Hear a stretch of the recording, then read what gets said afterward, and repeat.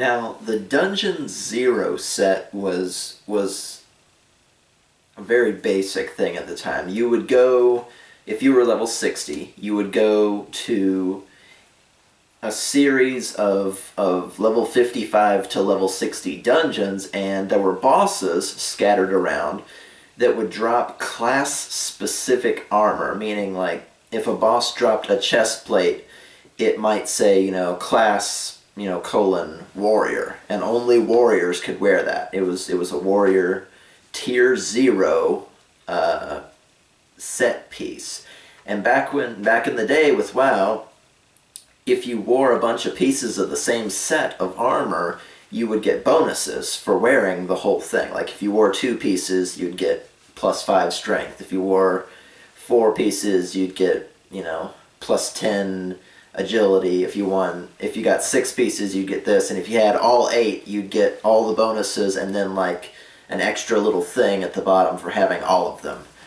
And it made you look damn epic too. So what Mundell did was go from place to place finding these armors, and then there was a quest in Orgrimmar, the Orc City, where you could talk to someone and set off this quest chain, and he would send you just this enormous quest chain that just kept going and going and going. I must have done that quest chain for like a month of quests to like unlock the full potential of your tier 0 armor. Like I think the tier 0 warrior armor, I'll find a picture of it so you guys can see, but is like gray with gold trim or something like that, or gray with silver trim or something like that. And then once you've done, each chunk of this quest chain would change it from like gray and silver or whatever it was to like bright blue and gold, and it made you look really awesome. It made you look like you were from the Alliance, but it made you look awesome. So that took, like I said, the better part of a month, because it sent you from place to place fighting bosses, summoning up extra nasty things in the middle of dungeons, building a ghost detector so you could talk to the members of this guild that's long since passed, the Veiled Blade, and just all over the freaking world. Back in the day when WoW wanted you to earn things, you had to freaking earn them. So spent a month doing that, and I unlocked the full potential. I think tier 0 for warriors was called like the heroic set or something like that. And I was after that I was like, well, I've got Sulfuras and I've got the tier 0 heroic set, and and I had bits and pieces of tier 1, 2, and 3 from running the raids back and forth getting blacksmithing recipes, but none of them really looked that cool. I mean, I think tier 1 looked like you had like a bear trap wrapped around your neck. It was really not very attractive to look at, much less roleplay in. You kind of looked like a ball of spikes, and I was like, eh. So I kept my heroic set on all the time and kept Sulfuras on my back so people could like recognize me, because running around in level 80, level 90 stuff doesn't look anything like the early tiers, obviously. So that was my way of standing out, and people could recognize me either from the hammer and know I was from, Mundell's Sulfuron Smithy, or for the tier 0 armor set and know that I had, been around the block in the old world. So it was a good way to kind of become known, become, famous or infamous or whatever you want to call that. And I started like traveling from city to city, because once you got the tier 0 armor set, you were supposed to start raiding. Well, people don't raid the old world raids anymore unless they're looking for RP gear, but it's hard if you're not like there when somebody's gathering up a group. Then it's hard to ever have a schedule for that, because people don't do those raids anymore. But I started going from city to city, basically selling my wares. Like on the corner I'd slash yell, Mundell's Sulfuron Smithy, anything and everything from the old world for your RP sets or for your soldiers' outfits and things like that. And I sold a ton of stuff and made a ton of money, and just like threw it back into the auction house, made a profit, threw it back into the auction house, made a profit.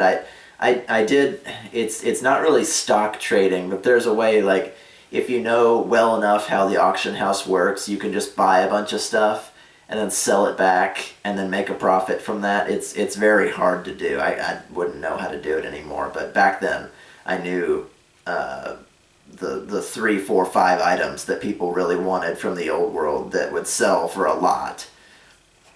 And that was how he made his money and could buy like other raw materials rather than go and farm for them, because farming is boring. So, and what happened after that? Mundle was kind of feeling done at that point, because I could go no higher with blacksmithing, I could go no higher with armor, I could definitely go no higher with weapons. So, what do you do then? You just go fishing, well, I was one of the players that actually enjoyed fishing in WoW, but it really doesn't give you any great rewards. And this was back, yeah, I think it was back before achievements started. Well, no, there were achievements in Wrath of the Lich King. Well, fishing doesn't really give you anything good. I'm going to go ahead and say that. You get like a fishing hat or a chair to sit on, and there's the salty title that can go next to your name. It's like, ooh, whoop-de-doo, You're not going to fish up any treasure anytime soon. At least no worthwhile treasure. There was a mount that was like a turtle that would only go at running speed, so why be on it? Or just a bunch of little things. Nothing especially amazing, but on an RP server you could grab a bunch of friends and say, hey, let's go fishing. And people would come with you and like hold conversations and like, brag, bitch, and moan and talk about life while we were all just like fishing along a river, or looking for sagefish, because sagefish were in a whole ton of recipes that people needed for cooking, alchemy, sagefish oil, and all kinds of other different things. So those were like good social outings. But I started to realize, by himself, Mundle is kind of out of things to do, because, his concept was stop at 60 and do everything. And unless I just started like going from region to region, doing all the quests, which I really didn't want to, he was, his cooking was as high as it would go, his blacksmithing, yada, yada, yada. He was pretty much topped out. And like I said, I wasn't very fond of Burning Crusade and the Outlands, so I was like, well, do I do the same thing in Outlands? Because that's, because blacksmithing recipes in the Outlands, you had to get like reputations with a bunch of different factions. There were, it wasn't nearly the same. When Burning Crusade came out, they started like really abusing the getting reputation with this faction will get you X ploy to keep people playing the game. You would have to do daily quests over and over and over and over to grind up your reputation to get that special mount or that special piece of gear or that blacksmithing recipe, etc., etc. And I really did not find that appealing. I wanted to run around the world and look in all the nooks and crannies, and I had pretty much done that. So I started like scratching my head. I was like, okay, well, what is Mundle gonna do now? And then I ran across someone in the city of Silvermoon. And the Silvermoon is the Blood Elf city. And on Moonguard, it's known for two things. The Sun Guard, which is a very, very well-respected guild of guys that pretended to be like the city guard. And the other thing it's known for is the Silvermoon Inn, which was where you would go to watch elves in like bikinis dance and like make rude jokes and set yourself up with prostitutes and all that other stuff. So I was out talking with the Sun Guard one day, and they wanted to know why I wasn't like in a guild. They were all blood elves. A Tauren can't be in the Silvermoon Guard because it's a blood elf city. They wanted to know why I wasn't like in a guild or with a group, because Mundell up until then was running around by himself. And yeah, he had buddies, and he had drinking buddies and fishing buddies, and the occasional tavern wench to bend over a table, but it's he didn't have like Mundell from da da da guild over his head. And I was like, well, they're kind of right, because I've been doing all this obsolete like old world stuff. I never really thought about getting into a guild because there weren't any like old world guilds out there, and the ones that were running like old world stuff would just do it like once in a blue moon, and whoop-de-doo. That's you couldn't be part of their activities if they decided to go to Northrend or into Outlands or something, because you were stuck in the old world.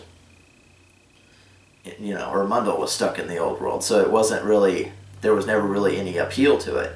And then I caught wind of an all-Tauren guild called the Hawktotem tribe.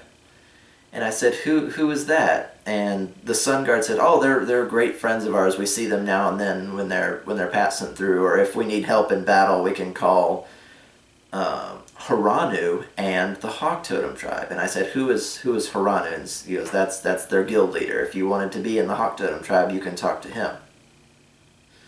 So I do a little asking around, and it's a role play server, so obviously somebody that important from a big guild is going to have a reputation. Turns out he's a level 80 Tauren shaman of some renown. Like he's got he's very highly respected in like RP circles, and he commands X number of Tauren in the Hawktotem tribe, and he commands the respect of this guild, and this guild in like pitched battles that people arranged between the Horde and the alliances, that you could always count on the Hawktotem tribe to show up if they were anywhere near you or anywhere near the area. So I was like, an all Tauren like role-playing / army kind of guild. And I said, that sounds like something I might like. So I go, and the Sun Guard says, well, okay, go to Thunder Bluff, which is the Tauren city, and then go south of Thunder Bluff and you can meet them near the lake, because there's a village and a lake like just south of Thunder Bluff. I forget what it's called, but because you can see them there on this day of the week and this day of the week. They always gather there without fail to do like their guild meetings and discuss things and tell campfire stories and all that. Go there then and ask to see Haranu. And his name was spelled funny. It was like Hranu, so I always pronounced it Haranu. And I was like, okay. So I head out there on the appropriate day, and I've got Sulfuras on my back, and I've got the heroic armor, and I approach these people, and I find them like all sitting like in a perfect circle with somebody in the middle talking, and it wasn't Haranu, it was like one of their lieutenants. And I kind of hung back for a while, like behind one of the tents, because Tauren build like tribal societies. They're very nomadic, and they build like Native Americans with teepees and stuff. So I'm hiding behind this teepee, like watching this guild meeting go on for a while, because it's a roleplay realm. They have to type out everything they're saying. It's not going to be over Skype or anything. And it seems legit enough. They address this issue and that issue, and they're holding like a guild lottery to buy somebody epic flying if you win, and things like that. And that was 5,000 gold back in the day was a lot of money. Around Burning Crusade and around the beginning of Wrath of the Lich King, 5,000 gold was a lot of money. Still is to some people, but not to most. The economy in a server that old gets really bad. But I kind of like approach and talk, when they're kind of convene the meeting and they're done, like with all their official business. I go and I talk with a bunch of their lieutenants and a couple of the members and stuff to see if I can speak with this Haranu. And Mundle goes and meets him in Thunderbluff, and he's over like between buildings or on like a high rise somewhere overlooking Mulgore, which was this big grassy area with rolling hills and like little wells. And he asks to see if he can join the Hawktotem tribe and be like a part of that, be part of a community that's doing stuff. And he runs all the regular questions by Mundle. Can you come to guild meetings on this day and this day? Can you promise to participate? Can you promise X, Y, and Z? And will you adhere by our rules? We're nomadic, so you have to show up for our moving from one place to another. They would literally gather up everybody in the guild and walk from one place to another, and then like make camp and like role play setting fires. And a few of them would be on the backs of Kodos, which were the Tauren mount, pretending to have like supplies with them. They would move from place to place every couple of weeks. It's like, can you participate in that? And can you be do you want to be like a guard, or do you want to run? What is your role going to be? And Mundle's the blacksmith, so he goes, I can be a blacksmith. I can, I'm OCD enough with all my own supplies, and I tell him all about myself. And he goes, oh, that seems okay. And so Mundle joins the Hawktotem tribe. And so while he's like wheeling and dealing with his blacksmithing stuff, he's also got this little thing on his hip. They called it a wind totem, which was basically like a cell phone or a speaking stone, if you will, that you could be called. Basically, that you would pick it up and hold it, and you could hear other people's voices on the wind, and that was basically our excuse to use guild chat in character. And so Mundle runs around with them for a while. And there's not a whole ton of drama, to be honest. I was expecting, like in a lot of like role play kind of guilds, there's usually like a clique of people and then a bunch of other people that only half care. But everybody got treated really, really well. And there were couples that were romantic. There were rivalries between different craftsmen. There were a set number of lieutenants that were responsible for X, Y, and Z. There were class leaders, like, out of all the warriors in the Hawktotem tribe, this guy was the best one. So he, if you're that class, you have to, kind of obey and follow his orders if Haranu's not around. It was kind of set up like that. And stayed with them for a very, very long time. And they would do regular, like I said, they would do like twice a week meetings, and if you didn't show up at the meeting, well, you might get kicked out. So it was very devoted that you show up. They called it like the sitting circle or something. They would have Haranu stand in the middle, and then everybody would go like stand on top of him and then walk in one direction for like 10 paces and then sit down. And then if you do that with 25 people going in different directions, it would make a perfect circle. So you just had to count your steps. And since we were all Tauren, all of our steps were about the same length. So it would make a perfect circle every time. And because for the majority of it, we were staying in like the Tauren starting area where, like dragons wouldn't sneak up on us and stuff. And the worst thing you would have to worry about would be like an angry Kodo or something that was just out wandering around. We could recruit like low-level Tauren that were running around. And, I didn't see them when I was out doing that because I immediately ran to a different region where metals were more prolific. And in Mulgore, there's really not much in the way of metals for like blacksmithing and mining. But they could pick up low-level Tauren if they wanted to be in like an all-Tauren guild, which did great to keep their numbers up and to keep like, bringing people in, and if they didn't show up, you could just kick them straight back out. So the numbers for the guild were great for months and months, just because of the places that we stayed were high traffic areas for people that were leveling Tauren characters. So it was really brilliant when you step back and think about it. Now, about that time, we met another character called Grimful. Grimful is what you call a god motor.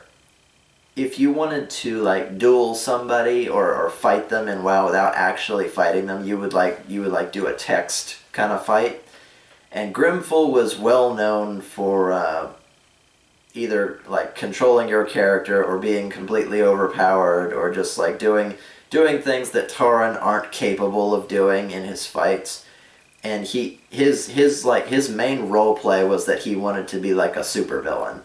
And he was pretty much an asshole, and people treated him like a supervillain. And it got to the point where, he was just known and avoided by most RPers because he didn't like play by the unwritten rules.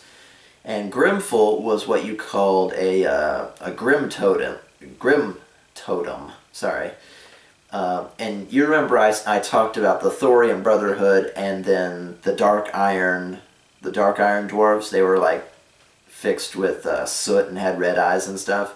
Well, among the Tauren, there's a tribe of Tauren called the Grim Totem, and they have black fur. They're mean and nasty, and they're always like trying to get at Thunderbluff and doing all these different things. They're basically like the bandits, but a lot stronger for Tauren stuff. You would see Grim Totem like on and off if you were a Tauren doing Tauren quests. You would see the Grim Totem on and off up through like level 50 if you leveled from one region to the next like you were supposed to. And Grimful played as a Grim Totem who was like a supervillain, and he was gathering up his own guild at the time called the Grim Totem Tribe.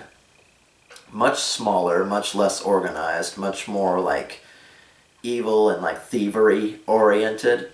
And Mundell had never met them in person, so he didn't know about them like in character. So, one day Mundell is running around not Thunderbluff, I think Silvermoon again. Running around Silvermoon again, and runs into Grimful in a dark alley, pretty much. And he's like selling his wares and doing what he usually does, and he recognizes Grimful from like a wanted poster or something, and gets into a fight with him. And the reward for killing Grimful is, he's, in your storyline or whatever, in your guild's canon or whatever, you can consider Grimful dead, and, he won't bother you anymore. He was literally out to be a supervillain for anybody that needed a supervillain in, like, their storyline, and if they, quote-unquote, killed him, he would go away and bother somebody else. And being that he was so much of a god motor, it just kind of, people had mixed feelings about him. They like wouldn't go to RP events if they knew that Grimful was going to be there as the antagonist, because they just didn't like handing one person so much power, especially if he was a jackass. So Mundell steps up with his heroic gear and with Sulfuras on his back, and challenges Grimful in like the middle of this dark alley. And they fight for a while, and I'm starting to see why people call him a god motor. And eventually, I just kind of get tired of it. And to decide different points in the fight, we do what's called slash roll, which is kind of like playing D&D, but it's on a scale of 1 to 100. So, and we would roll off, and, whoever won that roll would get to do, like, the next attack or land the next thing. And Mundell lost, like, badly. Not only that, but there was a 20 level handicap, because Mundell's level 60, Grimful's level 80. So even in terms of actual game strength, he was way stronger than Mundell. Just gets his ass kicked. Because it's generally agreed upon that a difference in level lets you add that many levels to your rolls or subtract that many levels from the other person's roll. So, if a level 1 runs up to a level 80 and thinks he can kick his ass, well, they get a plus 79 to everything, and you're gonna lose. So it keeps the lower levels from acting like high and mighty jackwads. So what happened was Mundle loses badly, just gets the shit kicked out of him, and Grimful, being the supervillain asshole that he is, cuts off one of Mundle's horns and keeps it as a trophy. And this was back right when the you could change your hairstyle and the color of your hair and the style of your hair. Well, if you're a Tauren, you can also change your horn style. So I had to go change it to have one horn missing because Grimful fucking cut it off. And I thought, oh god, you fucking asshole. So now Mundle has a personal vendetta against Grimful and has to show up at any RP event where Grimful might be there, or Grimful is doing X or Y, and the Hawktotem tribe is there to stop him. And we would see, I think Grimful was also a warrior, which was why their matchup was so good. But if the Hawktotem tribe and the Grim Totem tribe would get together to fight, it would always be Grimful and Haranu, since they were the guild masters, and they would fight as champions while everybody else fought in the background, because they were the high tier leaders. And then after it was over, we would type up whatever happened at the fight, and it wouldn't necessarily be an RP fight because both of them were level 80, so they would actually duel and try to kill each other by the game's terms. And usually Haranu would win, but Grimful would have smoke pellets or a hearth spell or some sort of defense to let him get away and fight another day. And Haranu let him do this a few times, if only to build up the tension of who and what he was. So, and it got to the point with the Hawktotem tribe where, the people as a whole were starting to get tired of this asshole, and they were just oh, that's another Grimful event. Okay, I've got to go wash my hair. We would just make up excuses to not go. And finally, it came to the point where Haranu had to kind of end out the Grimful saga. So what we decided to do was kidnap his daughter. And yeah, exactly. A bunch of us were very uncomfortable with that because, we're the Hawktotem tribe. We're the good guys. We sit around the campfire and we tell stories, and we move from place to place and recruit good people, and we fight for the Horde, and they're a Grim Totem, they're the bad guys, and kidnapping this guy's daughter to draw him out just seems kind of underhanded. But we had to, according to Haranu, we had to create a situation where Grimful would come someplace and stay there under the assumption of a goal, which would be to take his daughter back. Now, you can't play as a child in World of Warcraft, obviously. Their character creation, even in terms of a height slider, is terrible. And it's really showing its age nowadays. You've got 9 options for everything. But somebody rolled up a level 1 female Tauren, and then we stuck her in a high level area and fended off all the monsters so she could stand there and look helpless. So Grimful would come and get her. And Grimful in character had a daughter and no wife. So that was the one chink in his armor. And we had to do an event where we went to steal her away. I think we used druids or something, because druids can turn into cats and then turn invisible. So they stole this little girl and left a ransom note for Grimful to come and take her back, so that we could set up a finale fight between the Hawktotem tribe and the Grim Totem tribe. And it was this huge deal because this there was never really like a full on like pitched battle between these two tribes. The Hawktotem tribe would always arrive in force, and the Grim Totem tribe would usually like do guerrilla warfare. They would kill a couple people and then run, or they would achieve, they would like knock Hiranu down, or they would knock all the lieutenants down, and then they would leave before the rest of the soldiers could come in and like sweep in. But for this, there actually had to be a final kind of showdown kind of thing going on, and we did feel kind of dirty. Even Hiranu felt kind of dirty, kidnapping this child to draw out Grimful. But we did do it, and we took her to some kind of arena. I forgot what it was. There are several arenas in the World of Warcraft, and one of them used to be like a city for elves, but now it's like taken over by ogres like thousands of years later. But if you step into an arena like on the world map of World of Warcraft, you get the crossed swords over your character, which means that Alliance can kill you and Horde can kill you. It's literally a free-for-all unless you're like in a party with them. So the Hawktotem tribe all got into one party. They converted it into a raid. Everybody showed up because this was going to be it. And the Grim Totem tribe was on the other side of the arena, and this Grimful's daughter was like in the middle, off to one side. She was like the prize.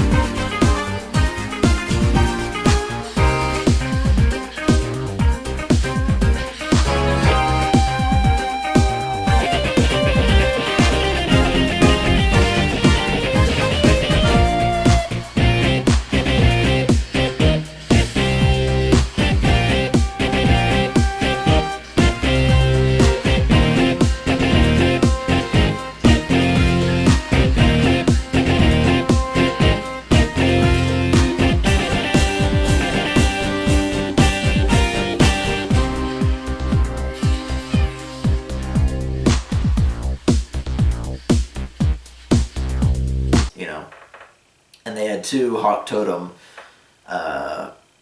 either warriors or druids guarding her, so they didn't just try to steal her and run away. So it was going to be, Hawktotem versus Grim Totem, and they showed up, both sides showed up, and then, we fought, and we fought, and we fought for like an hour. And, it was just like, we did like a number of rounds to determine the winner, because if you have two sides clash once, it's like maybe 2 minutes long, because PvP in WoW is pretty fast and furious. So we did like, I think 10 rounds, and the Hawktotem won pretty hands down, because again, sheer numbers from where we would pick up low level people and they would level quickly and just join the ranks and stay, versus the Grim Totem tribe who didn't like advertise as well. They didn't get as many members. They didn't, X, Y, and Z. It was a fight of sheer numbers, and we quickly overtook Grimful and his Grim Totem tribe. And Mundell made a show of like, after he was dead, like sawing off his horn and keeping it for his own collection, and then going through his satchel to find his original horn, because horns grow back, which I don't think they actually do, but Tauren horns might, I don't know. To find his original horn, just to get it out of Grimful's possession. And that was the end of Grimful and that chapter of the Hawktotem tribe's history. And eventually, we let the daughter go into the remainder of the Grim Totem tribe's hands, and obviously you don't stay dead in Guild Wars, but Guild Wars, in World of Warcraft. So Grimful was still out running around, pissing people off, being the god mode, or being the supervillain, being the thorn in everybody's side, except the Hawktotem tribes, because, after a 3-month campaign of running into him again and again and again, and all of his cronies, and all of this, kidnapping one side, and then avenging this person, and killing that person, and, fucking up this camp, and then burning that house down, and all this other garbage, we, in our own Canaan, we killed him off, so we didn't have to bother with him anymore. And trust me, Mundle was among the happiest to see him go, not only in character, but kind of out of character, because our storyline basically revolved around one person, and it shouldn't usually be that way.